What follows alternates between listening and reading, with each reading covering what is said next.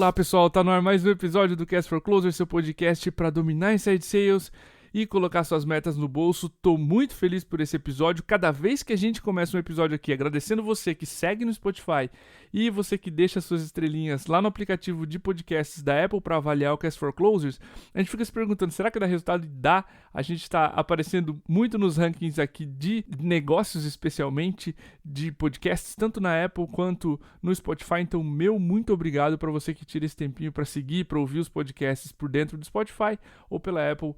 Tá dando e muito resultado para nós. Muito obrigado. O tema de hoje é gestão de mudanças, o setembro amarelo e a relação de tudo isso com vendas. No ano passado, no período ali de setembro, quase no final de setembro, comecinho de outubro, a gente soltou um episódio sobre saúde mental em vendas. Vou linkar esse episódio. E como vocês deram um feedback muito positivo e a gente está de novo agora em 2020 com o Setembro Amarelo, que é um mês importantíssimo de combate ao suicídio, ou como eu prefiro, o mês de valorização à vida, eles também chamam esse mês assim. A gente está fazendo uma reedição, uma releitura desse podcast, um pouco diferente porque estamos num contexto de pandemia, o mundo mudou, nossa forma de trabalhar, de se relacionar com as pessoas mudou, e a gente está fazendo uma reedição desse podcast juntando com a nossa vontade de trazer ótimos convidados. A gente chamou novamente o Gui Cobra, sócio head de pessoas no Darwin Startups, para o segundo episódio dele. O Hugo é um amigo pessoal, acompanhou nós três fundadores da MeTime no período de aceleração da empresa lá em 2015 e de lá para cá a gente tem trocado inúmeras ideias, algumas delas gravadas, né, Hugo? Como o podcast anterior. Mas, cara, fica à vontade para se apresentar, quem não te conhece, para dar um abraço na audiência, enfim. Boa tarde a todo mundo. Diego, é um prazer estar aqui de volta, uma satisfação. Isso significa que a gente foi bem no primeiro podcast. E brevemente, me apresentando, então, meu nome é Hugo Cobra, eu sou psicanalista, sou psicólogo e sou sócio da Darwin Startups, que é considerada hoje a maior aceleradora do Brasil, e da Hards, que é a primeira aceleradora de hardware do Brasil. Fora isso também, sou diretor da Axioma, que é a consultoria de psicologia estratégica para startups que eu fundei ano passado, e também gestor de talentos da Triven, que é uma startup de São Paulo. Então, um psicanalista que trabalha com startups, negócios e saúde mental. Basicamente, esse sou eu. Demais, cara. Mais uma vez, obrigado Hugo, pelo tempo. Alguns disclaimers, pessoal. Tem inúmeros profissionais como psicanalistas, psicólogos atendendo remotamente agora durante a quarentena. Então, se você sente que você precisa de ajuda, não hesite em procurar. A gente está cumprindo aqui com esse podcast o papel de trazer informação, mas o podcast jamais vai ser uma terapia, jamais vai atender e cuidar individualmente de cada um de vocês que estão ouvindo. Então, se você sente que está tudo ótimo com você, que você não precisa do que a gente vai falar aqui, ótimo, você é uma força, você pode ajudar, cuide dos seus colegas de trabalho, cuide dos seus amigos, sua família. E se você sente que precisa de ajuda, não hesite. Né, Gui? Não é à toa que a recomendação da máscara de oxigênio no avião é colocar primeiro a sua. Você precisa estar bem para cuidar dos outros. Então, nosso agradecimento para você que está ouvindo. E sim, se cuide.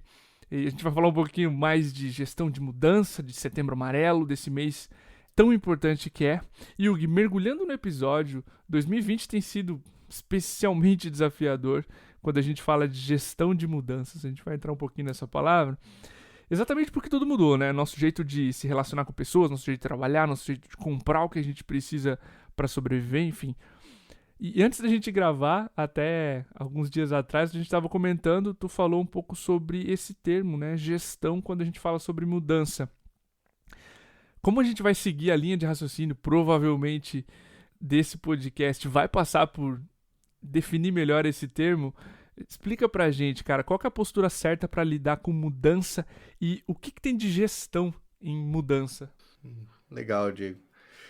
Quando a gente começou a debater sobre isso, esse ponto apareceu, né? E acho que essa é um início é um ponto inicial da conversa que é interessante da gente trazer.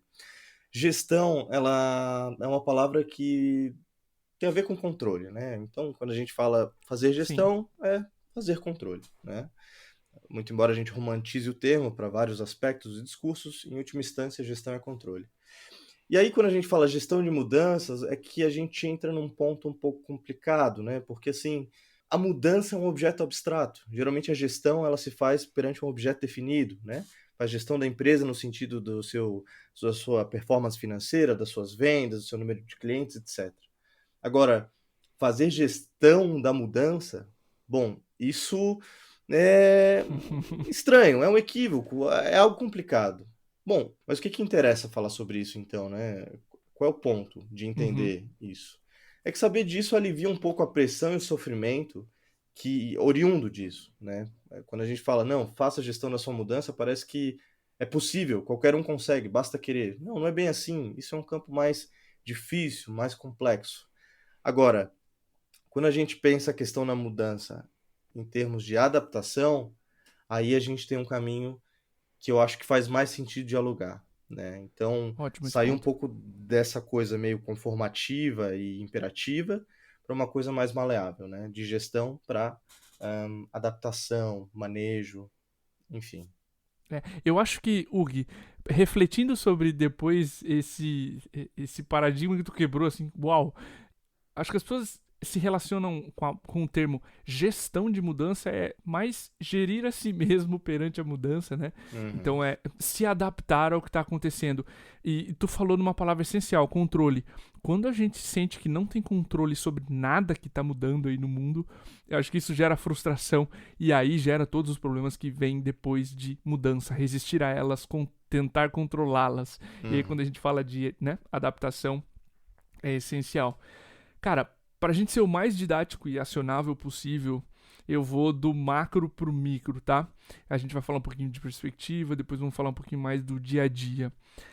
2020 tem sido um ótimo ano para testar nossa capacidade de manter a perspectiva no longo prazo. E por mais que as pessoas, os coaches ou teus mentores digam mantenha a perspectiva no longo prazo, especialmente em vendas, quando a gente pede ações de curto prazo para se adaptar, né, às mudanças, pode ser frustrante. Que dica tu daria, ou quais dicas aos nossos ouvintes para como manter a perspectiva e dar a dimensão correta às situações, às coisas que estão acontecendo? Uhum.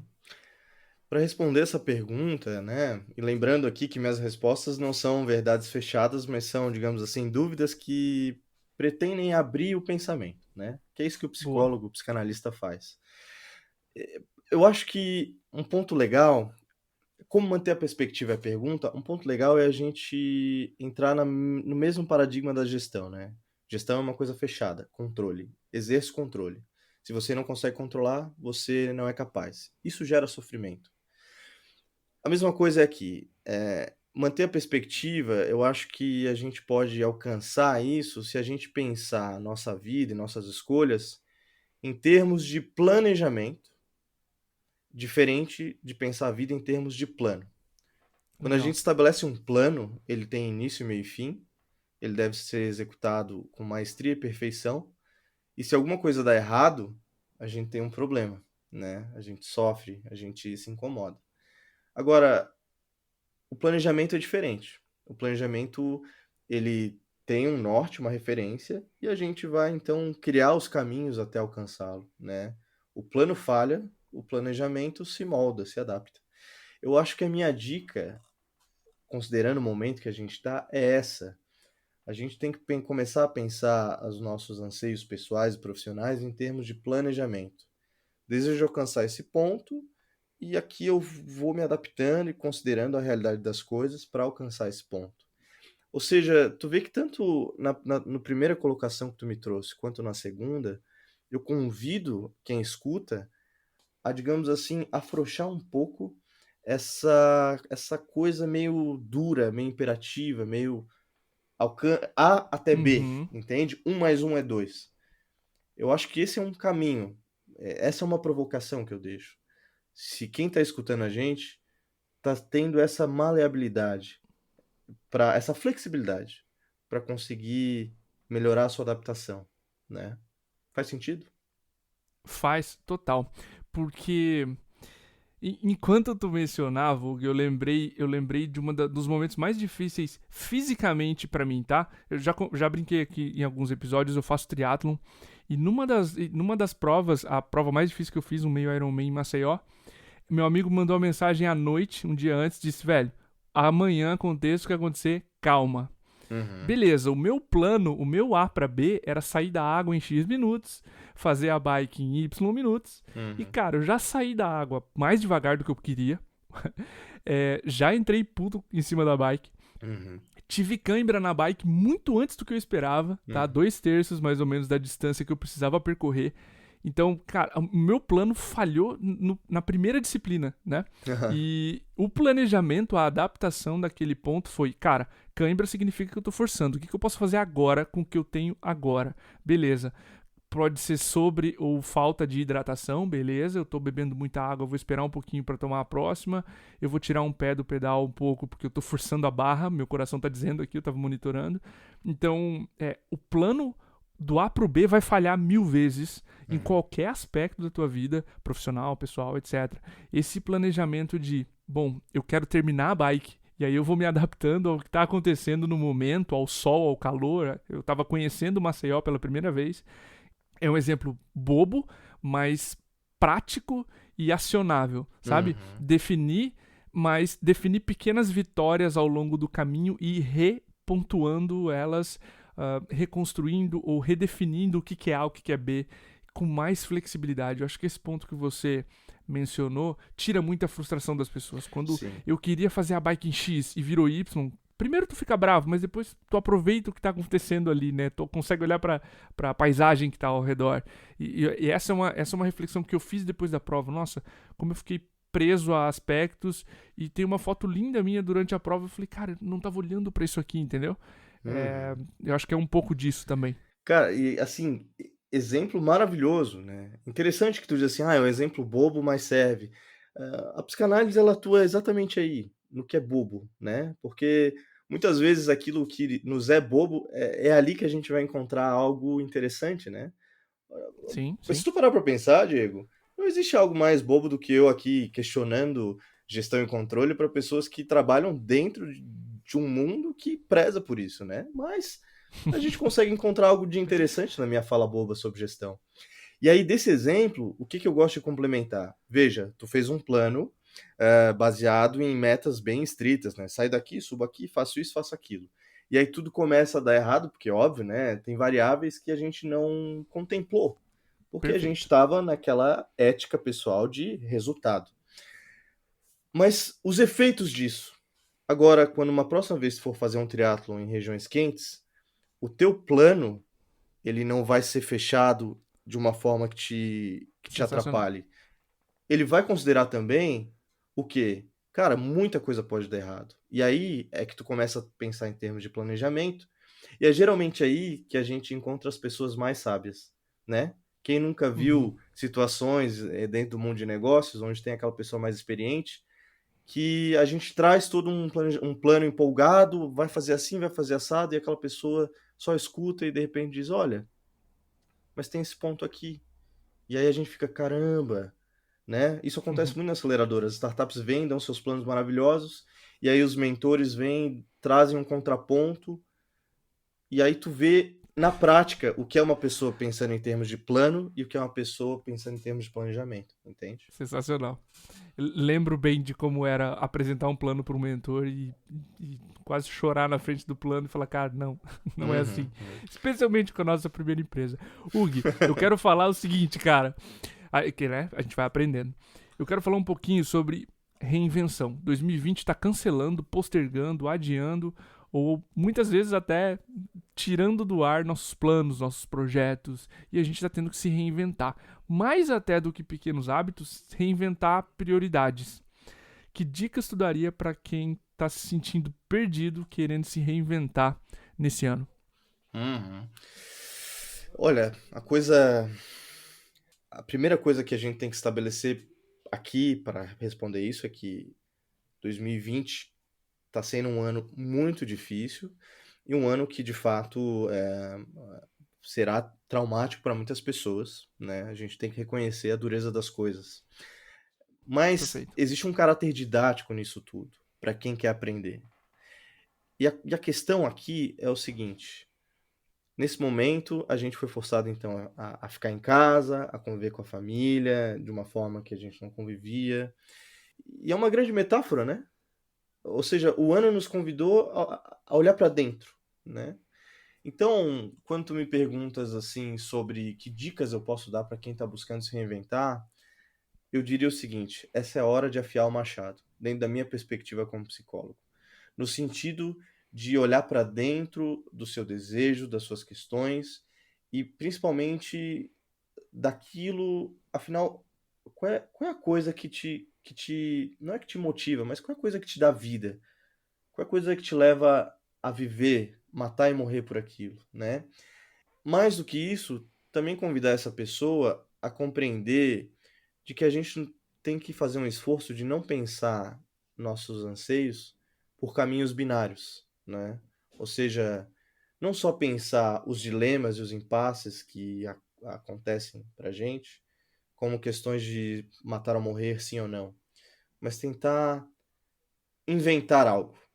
No momento que você inventa algo para si, é aí que você se reinventa. A reinvenção é efeito da invenção, veja só. Então, isso é um esforço pessoal, romper binariedade de respostas, né? Tem que fazer isso, não conseguir, meu Deus, deu tudo errado.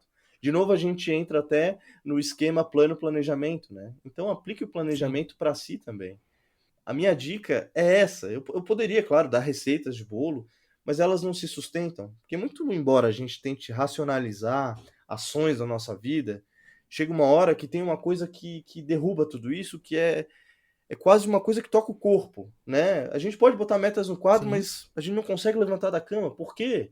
Porque talvez aquelas metas não estejam falando com o teu verdadeiro desejo. Então, como diria Lacan, um grande psicanalista, em meio à causa, toda a tristeza, em meio à indecisão da vida, o que a gente tem é nosso desejo, é a nossa vontade de fazer, de produzir e de viver. Minha dica é: conheça o teu desejo. Sensacional, cara. Seguinte, o Gui, eu tinha um amigo que ele mencionava o seguinte, não convivo mais com ele, infelizmente.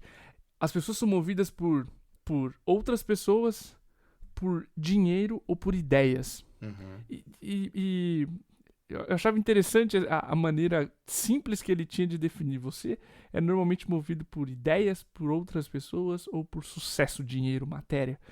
E eu acho que hobbies, quando a gente olha assim, reinvenção, eu vou inventar um hobby novo, é muito superficial, sabe? uhum, 2020 me colocou pra pensar, o Gui, quanto tempo eu tenho com meus pais aqui, entendeu? Ambos estão fazendo 60 esse ano. uhum, E o quão longe eu tô fisicamente de ambos.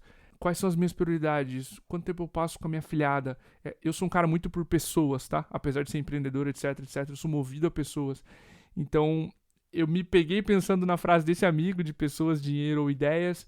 E me peguei analisando prioridades, muito mais do que hobbies, tá? Porque prioridades vão dizer, ó, tira energia financeira disso, coloca aqui, sabe? uhum, Cuidar da uhum, saúde. Antes de morar dentro da tua casa, tu mora dentro do teu corpo. O que tu tá fazendo com o teu corpo? uhum, Sabe, coisas assim. Porque tu realmente redefine, reinventa prioridades. E não só hobbies ou coisas mais superficiais, sabe? É legal afiar o machado, é legal, é muito importante evoluir, mas dá 2 passos a mais do hobby, sabe? O hobby às vezes pode ser uma distração pro que tá acontecendo. Dá 2, 3 passos à frente, senta, medita, olha para dentro, como você mesmo mencionou, descobre uhum, tuas potencialidades, né? uhum, uhum. E segue em frente. Essa fala do teu amigo eu achei muito interessante, que ele fala, né, é, o que move a gente, ideias, pessoas ou dinheiro, né? Eu acho que eu excluo o dinheiro, assim, e não por alguma Uhum. ideologia romantizada, mas é por uma lógica pessoal. Realmente, cara, quando a gente consegue descobrir uma ideia que nos toca, essa ideia vai atrair pessoas que vão nos estimular. Quando a gente olha para as pessoas, entende as pessoas que a gente gosta de conviver, desse encontro vão surgir grandes ideias. Ambos terão um efeito de trazer o dinheiro ou o sucesso, né? Mas eu nunca vi Sim. alguém que, ao procurar o dinheiro, conheceu grandes ideias e grandes pessoas, porque essa pessoa se cegou, geralmente, né? Sim. Enfim, é uma viagem que eu tive aqui. E eu acho, Ótimo. e fazendo uma retomada rápida, quando tu fala assim, tem que se conhecer, mas também tem que agir, tem que botar o corpo em movimento, concordo plenamente. A coisa que eu quero pontuar é que muitas vezes, para que o corpo consiga ter a energia para se mover, é necessário compreender de onde ela vem, o que a anima quem a anima, né? Muito E tu massa. vê, né? A pandemia coloca a gente em casa e saem leis, né? Reais, decretos de prefeituras dizendo que não podemos sair, não podemos pedalar de bike na beira-mar, não podemos correr nada, temos que ficar em casa, né? E aí aí Sim. cada um inventa o que pode, né? Tu colocou uma bike em casa e tal. Então é isso, a gente começa a compreender o que a gente quer, a gente tenta, a partir do que da compreensão, a gente tenta inventar coisas novas.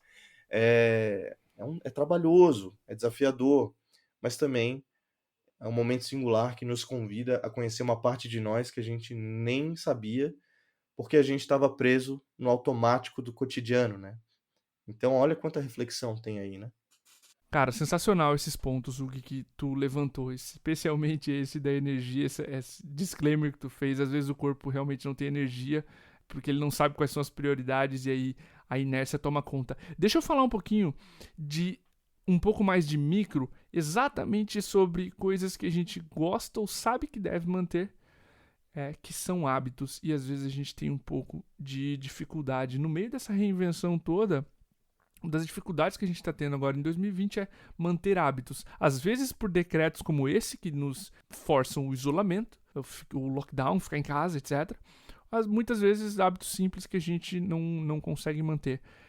Como é que a gente pode aproveitar para identificar o que está por trás dessa dificuldade em manter hábitos e agir sobre isso, sabe? Será que é só inércia ou será que tem alguma coisa por trás de eu não conseguir manter um hábito? E, enfim, como é que a gente pode agir sobre isso? Legal. Sabe, Diego, essa pergunta, eu sempre tento ser muito prático e assertivo na minha fala aqui quando eu venho para Uhum. esse podcast, mas essa pergunta é semelhante à pergunta que Freud se fez lá atrás quando criou a psicanálise, né? O que está por trás desse sofrimento dessa pessoa? E aí tu me traz, o que está por trás do que dessa dificuldade em manter hábitos? É a mesma coisa. Então a gente está entrando. Essa pergunta, ela é uma pergunta preciosa para um psicanalista, né? E aí eu vou te pedir uma autorização para devagar um pouco, né? Vamos Mas lá. vai fazer sentido, eu prometo. Na psicanálise, a gente entende que existe uma força em nós que age sobre nós e ao qual a gente não tem um controle. A gente tem um reconhecimento. A gente pode reconhecer essa força, mas muitas vezes a gente não consegue controlá-la, né? A gente chama isso de desejo. E desejo é diferente de querer. O querer é uma coisa que a gente consegue pagar o preço, né? Quero algo, então vou lá e faço. E muitas vezes coisas que a gente só quer, elas não duram muito tempo porque a gente deixa de querer. O desejo é Sim, uma outra coisa. O desejo é aquilo que te arrebata, é aquilo que tira teu sono, né, é o que surge na paixão por uma pessoa, ou por uma atividade, ou por um objeto. Então, o desejo a gente não controla, ele é uma força que age sobre nós e que aponta para uma direção. O que acontece na vida? É que geralmente essa força que nos habita aponta para uma direção, só que se a gente está levando uma vida que vai na direção contrária à direção dessa força, aí a gente tem um problema. Então o desejo entendi. aponta para um lado, a gente, sem se dar conta do nosso desejo, vai para outro, surge um sintoma. E qual é um dos grandes sintomas conhecidos nessa divergência entre desejo e ação? A procrastinação. Uma preguiça. Ah, pá, né? Pô, preciso emagrecer. Vamos usar o exemplo de esporte, né? Preciso emagrecer, preciso estar bem. Ah, não quero fazer esporte e tal. Quem sabe é porque tem algo lá dentro de ti que realmente não, o desejo não toca. O desejo não quer emagrecer, ele procura outra coisa, sei lá, um conhecimento intelectual, qualquer outra coisa, sei lá. Então, quando a gente vai a uma psicanálise, a gente tenta compreender esse desejo. E muitas vezes, digamos assim, não vira escravo de uma coisa que a gente não tem controle. A gente também faz os nossos movimentos para tentar reajustar. Então, assim, indo para a tua pergunta, né, que é como é que a gente pode identificar o que está por trás, manter hábitos sobre isso, a solução prática, na minha visão, é o seguinte: acima de qualquer coisa, faça terapia ou faça análise, né? Terapia é o que tu faz com o psicólogo, análise é o que tu faz com o psicanalista. Óbvio que eu Legal. vou dar essa orientação. E não porque é do meu métier, mas é porque isso é fundamental. faz parte da higiene mental, entende? É fundamental. Saúde mental, a gente já entendeu por causa da pandemia, que é um elemento, é um pilar da vida. Já não dá mais para a gente negar isso. Antes a saúde mental era uma coisa bonita de se ter na empresa ou na vida, agora é uma coisa Verdade, fundamental. cara. A gente já passou da moda, a gente já entendeu que isso é essencial. Um segundo ponto é, faça uma higiene pessoal dos seus desejos, que tu vai conseguir fazer isso na terapia, mas que tu também consegue fazer conversando com aqueles que tu entende que compartilham de uma visão comum de vida. Ou também de vida com pessoas diferentes, porque elas vão trazer contrapontos e te gerar reflexão, né? A gente não deve sempre só procurar o espelho. É também interessante procurar alguém que é diferente para trazer contrapontos. Então, fale sobre isso com pessoas que você confia, que você ama, né? E aí, uma terceira dica prática é fazer uma reflexão de tentar compreender se aquilo ao qual você quer manter um hábito e não consegue, está fazendo sentido no seu planejamento, como a gente colocou lá atrás, Sim. né? Então aqui tem 3 dicas de um psicólogo, né? Para a gente conseguir talvez entender o que está por trás. É isso. Gui, eu adorei a explicação sobre querer e desejo que tu trouxe, o embasamento teórico das dicas que tu deu. Sensacional. Cara, uma aula. Gui, a razão para que esse episódio surja é o mês de valorização à vida, o Setembro Amarelo. A gente falou de vários aspectos aqui que podem impactar a vida das pessoas, pode tirar um ser humano do eixo, que são mudanças, perspectivas de longo prazo, reinvenção e disciplina com hábitos. Esse é o tipo de episódio, cara, adequado pra gente deixar uma mensagem final totalmente livre, tá? Então, fica à vontade para deixar uma mensagem final para a audiência sobre esse mês, sobre o quão importante é refletir, olhar para dentro, enfim. O Uhum, microfone é teu. legal. No nosso último encontro, a minha mensagem final foi que cada um devia se respeitar. A gente estava falando sobre saúde mental e eu dizia assim: respeitem o seu momento e o seu tempo. Quando a gente não respeita ou não compreende, a gente acaba se atrapalhando, se punindo. De lá para cá, eu sigo acreditando nisso e minha mensagem volta para isso, mas tentando trazer uma perspectiva um pouquinho diferente, né? Que é o seguinte: nesse meio de startup, de vendas, a gente ouve muito falar sobre desenvolvimento pessoal, autodesenvolvimento. Torne-se uma Uhum. máquina de conhecimento e saber para não errar. Quando a gente pensa nessa perspectiva do conhece a ti mesmo a todo instante, a gente então vira objeto de si mesmo. A gente está sempre se investigando e tentando achar respostas para tudo. Isso tem seus efeitos positivos, mas também seus efeitos difíceis. Querer obter conhecimento demais sobre si, às vezes, enlouquece. A minha fala é: tente, às vezes, sair do conhece a ti mesmo e vá para o cuida de ti. Esse é o ponto fundamental. E cuidar de ti é muitas vezes estar no mundo, naquelas coisas onde a gente não precisa pensar demais, onde a gente age, onde a gente tem prazer, onde a gente goza da vida. Andar de bike, nadar na piscina, jogar um beach tênis com a namorada, que eu faço muito. Hum. Ler, ver filmes, filmes que mexem, sabe? Cuidar de si, pensar o que que eu quero, para onde eu vou. É claro que, né, tudo dentro de um contexto também. Eu sei que a gente muitas vezes encara desafios na vida que tomam o nosso tempo, a nossa reflexão, mas a vida é uma prova de esforço. A gente tem que ter noção disso. A gente precisa, muitas vezes, defender o nosso tempo, os nossos desejos, na base da unha, da força. A gente tem que estabelecer um limite, porque senão a gente vai ser tomado por um mundo que não está muito interessado em talvez ajudar a gente. Então a gente precisa cuidar da gente para poder cuidar do outro. Cuida de ti e não somente conhece a ti. Se conhece a ti é um meio de te cuidar, melhor ainda. Mas não deixe ser só uma coisa. Essa é a minha mensagem final. Eu espero do fundo do coração que esse podcast faça sentido para as pessoas que escutam, porque o meu desejo, acima de tudo, é esse, sabe? Uhum. Conseguir ajudar as pessoas a serem mais fluidas, mais felizes, quem sabe. Cara, mais uma vez, eu te falei em off que seriam duas pessoas que se preocupam com outras pessoas, que era pra tu ficar à vontade.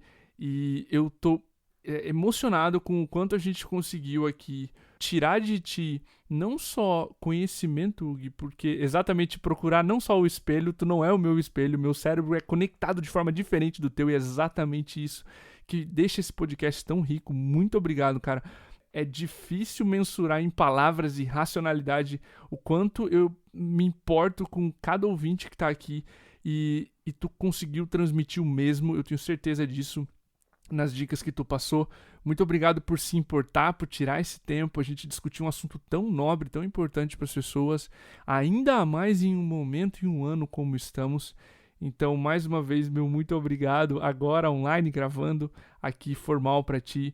É um prazer ter um amigo pessoal e é uma honra ter você de novo aqui pela segunda vez no Cast for Closers. Eu digo mesmo, toda vez que eu, né, toda vez que eu sou convidado, foram 2 vezes, mas a possibilidade de estar aqui é sem palavras, assim, poder contribuir de alguma forma para essa galera, para essa comunidade das vendas.